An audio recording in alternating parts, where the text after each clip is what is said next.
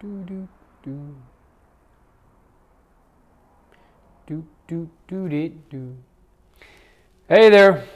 How's it going? Ryan Kingsline here. So today, hey Matt. Hey Dan.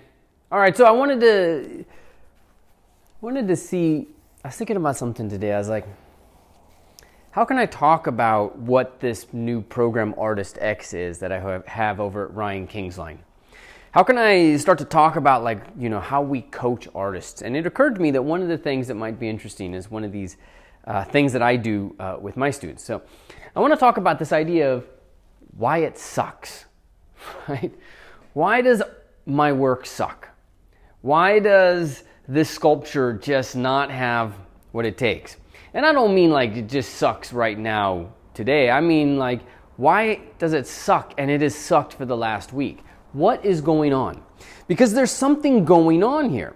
There is something going on, and if we can understand it, then we can change a couple of things.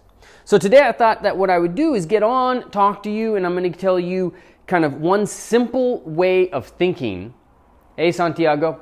One simple way of thinking about how we work as creatives and what's really required of us to be successful and to really do amazing work, Because as artists, we're confronted with one of the most difficult challenges that any business operates with.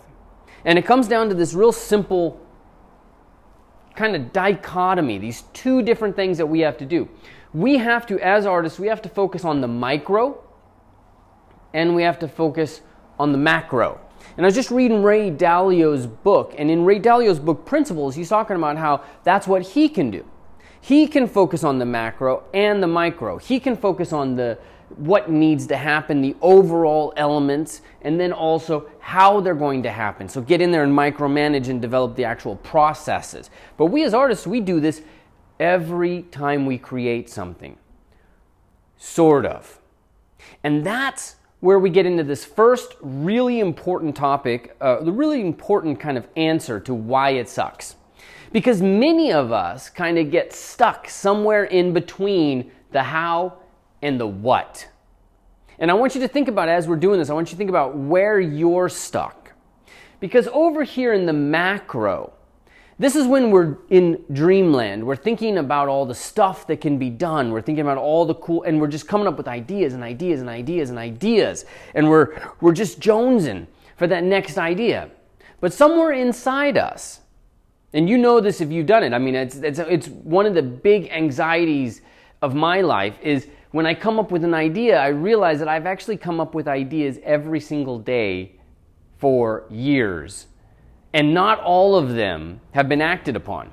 And so there's a little anxiety that I might be just a little bit too much of a dreamer. I'm not doing enough, right? But then we get into this side of the micro where we get into the actual implementation of it. We actually start to make something and we get stuck in the how. And this is where we get stuck in the craft. We get stuck in the mechanics of it, right? Like say, for example, I trained as a traditional artist. I trained as a traditional artist at Pennsylvania Academy of Fine Arts.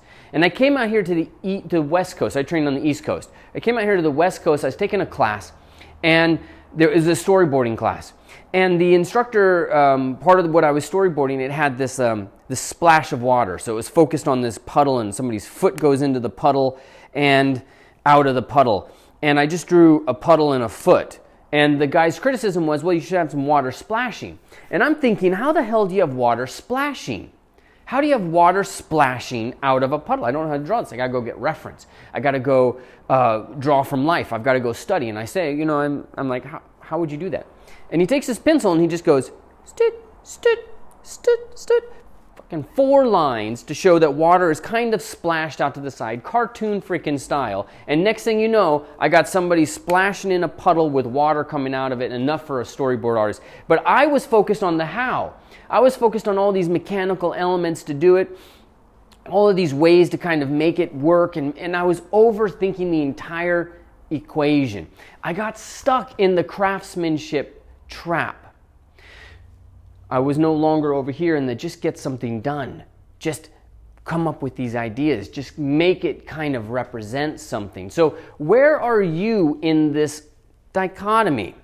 Are you stuck in the dreamer land where you're focused on all of these what's that you could achieve? Or are you focused in the technical side of things where you're focused on the how you're going to implement it? Are you going to use this particular piece of software? Are you forward thinking all of your problems? And if you are, like most of us, stuck in one of those, that's the number one reason today why your work is sucking. Why my work is sucking. When I am falling behind, I am focused on one of those areas and I am not focused on both. You can get in here and you can do beautiful stuff, but if it doesn't fit what you're ultimately going to be doing, or if the what is boring as shit, it's not original, you just copied something that somebody else had done, but it's technically flawless, what do you got? But over here, it's a brilliant idea. It's a beautiful idea. You're awesome. You're a genius for coming up with it, but your execution on it is crap. What do you got? You got the exact same thing. You got crap. Because it's not enough for us to be focused on one end of these spectrums. And the reason why we're focused on one end of that spectrum is because we lost track of why the fuck am I doing this? What is the reason for me to be involved in this? Because only the why is going to be able to be the part of us that tells us how much we focus on how and how much we focus on the bigger picture, right? Like I told you, I was reading this book, Ray Dalio Principled. Really beautiful book. Amazing. I love reading that book. And in there, he talks about how he is able to go from micro to macro. And I'm thinking, shit, he's an artist. That's what artists do. We come up with ideas, we execute on those ideas, right? But somewhere along the lines here, sometimes our brain screws things up and we get focused on the how. And it chews at us. And we want to make sure that we're doing the how right. We want to make sure that we're doing it exactly the way it should be doing. Do you know how many times I talk to students and the question is, I want to make sure I do it the right way. And my answer is, who gives a shit about the right way? Because while you're figuring out the right way, that 17-year-old just got your job. Because they just did it. They didn't care about the right way. They made it happen. So where in your career and in your art or in your craft, where are you getting focused on the how? Where are you micromanaging every single step of what you do? Where are you just in dreamland and just not executing? Because you and I know as artists, it's about both of them. It's about the execution, but we're not here to execute. We're not a lawyer. We're not an accountant. We're not an engineer. We don't have a set of, documents that we're here to execute on. No. We're the creators. We're the ones who start at the beginning. We're the ones who give those people the instructions. The architect comes first, then the engineers. You are a creative. You are an artist. You have a dream. You have a vision. You have something that you want to build and make into something beautiful that is yours. But you might be struggling because you might be thinking of the how, and you might be focused on the how. And when you get focused on this, something happens to your why. Can you hear that? I'm right here on PCH, so it's an accident. When we get too focused on the how, one thing happens to our why. We start to take on other people's whys. So important. Remember that. When you get focused on the how, let this car pass. When we get focused on the how, we start to take over other people's whys. I knew an art teacher at the Pennsylvania Academy of Fine Arts who was technically flawless. He could draw beauty, just beauty. When he put his pen to paper, it was a thing of it was gorgeous. But he struggled relentlessly with ideas. He couldn't come up with something that was just his, and he, for years of his life, had this problem. Or he could not come up with something that was just his. He had to just make little tiny portraits to just keep the facility going. Because when he learned his craft, as I learned my craft and as you learn your craft, you take in the input of your teachers. It becomes part of your process. Their whys become part of your whys. And so you lose a little bit of yourself, which you sacrifice because it's important, because you want to learn. It's the trade-off, right? But if you let it go all the way, then this is why your work sucks. Because you've taken over somebody else's why. You're living somebody else's life. You're somebody else's artist. You're not your artist. You're not your creator. Because you don't have your why anymore.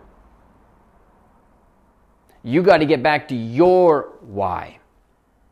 You got to think about what happens when you lose your why. You become one-dimensional. You become just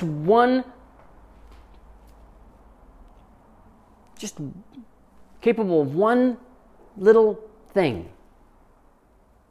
You can execute, but you can't conceive. But you didn't get into this business to execute.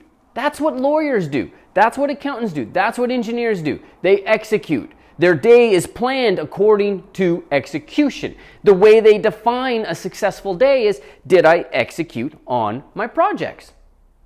But you're an artist. You don't define your day by, did I execute on my projects? You define your day by, did you make a difference? Did you create something beautiful? Do you feel inside like you've accomplished it? Has it come in so that inside your body you actually feel that satisfaction? And if you do not feel that satisfaction, if you're struggling with that, I want you to think about this. Are you focused on the micro? Are you focused on only the macro? And if you are on one of those, do you know why you are doing this? Leave me a comment down below this video. Why are you doing this? Why are you creating that business? Why are you creating that painting? Why are you starting to launch online classes? Why do you want to do this? What is your purpose? What is the why? Because that's what's going to tell you how and what. That's what's going to guide you as you go back and forth between big picture and small picture. I see it all the time with students. The why is not big enough. They come in, they'll take a class, and they'll be like, I'd like to learn this. Why would you like to learn this? Because it's so cool, it's really neat. Okay. All right. Let's see it. 4 weeks in, it gets hard. Now it's a problem with time. Got to spend more time with the partner. Got to spend more time with my friends. Work is going overtime. I don't have as much time anymore. No. Time is irrelevant in this equation. And that's one of the big mistakes that we make. Time is whatever. We all got time. We just don't have our why anymore. We just don't have enough motivation to put us back into the game. And so we're gliding through now.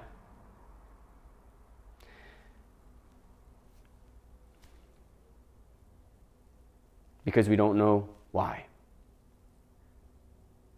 Why are you doing this? Why are you listening to me? Why are you here on my page, on Facebook, on YouTube, wherever you're listening to this? Why are you here listening to me? What are you really looking for? How will you know when you found it? All right, these are all the questions that I'm dying to answer with you, because this is the exciting stuff. I've been teaching skill for over a decade, and skill is so important. but it's one part of a puzzle. So, make sure you head over to ryankingsline.com, check out ArtistX. Let me know below in the comments if you got any questions. It's a new coaching program. We meet once a week, and we focus on you and your work. And get to the bottom of what's going to make a difference. You want to start a class? You want to start some online business? You want to make that happen? Hop on. I'll coach you through it. We've generated a lot. Teaching, sharing everybody's passion and everybody's power and skills. I've had thousands of students, in fact, run through this. I'd be more than happy to share how that works. But you got to do it in the context of a challenge, because as artists, we grow when we do the work. So I've taught a lot of classes online. I now want to be coaching and putting people to work, telling them how they can achieve it, not just through words, but also through their actions, and following up and holding people accountable and helping people kind of get through the blocks, right? It's very exciting. It's really exciting. In fact, I have coaches that do this with me. It's one of the most important things I do every week is meet with my coach. So head over to ryankingsline.com, check out ArtistX, and remember, if you feel like your work is not there and you just don't understand what's going on, this is the first framework I want you to think about. Are you focused on the macro? Are you focused on the what? Are you focused on the micro? And if you are, why the hell are you doing this? What is your purpose in being an artist? Find that out, my friend. Time will be irrelevant. Money will be irrelevant. The only thing that will be relevant is how can you get more of that? How can you get that joy that when you create, man? Think about when you created something and you felt that moment of, holy shit, I did it. I can't believe I did it. I mean, look at this. All right, I got to show you my holy shit moment. Right? Like, I don't draw often. And I did this in a Robert Liberace class, and I was like, holy shit, scared the entire time I'm doing it. I'm scared I'm going to screw it up as I'm going through, and I'm doing it. Right? This is about 4 or 5 hours. And I'm so excited the entire time. But I learned how to do it. And that's what made all the difference. Because before I could do a drawing like this 1 out of every 10. Now I know how to do a drawing like this. Anytime. Stable. That's power. That's the kind of freedom that we're looking for as artists. We're not looking freedom from rules and freedom from religion or freedom from, we're looking for the ability to produce on demand. But that requires that you start to discover who you are and you start to discover what your process is. You got to learn how to trust your process, but first you got to know it. You got to start to get a sense of it. All right, my friend, check me out at ryankingsline.com, and ArtistX is right there on that page, and I will hopefully be talking to you soon. All right, ciao. Let me check, actually, see if I can check messages here. Hey, Travis. Okay, does it let me do it? No, it doesn't. All right, I will hop on and check all of this stuff out and reply to the comments on this video afterwards. Have a good one. Take care.